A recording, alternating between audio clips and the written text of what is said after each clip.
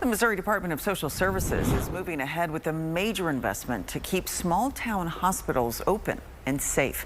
More than $216 million in federal rural health transformation money is coming to Missouri, and DSS is targeting this first round of bids at rural hospitals where losing services could devastate the community.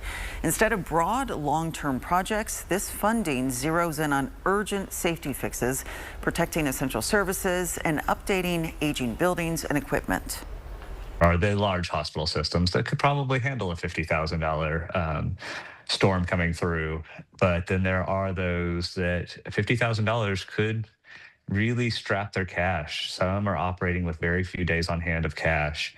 And so if we can come in and help them very quickly remediate these, they can continue to bring in patients, which is their source of revenue. Applicants will need to show they're prepared to begin their projects within 1 month of approval.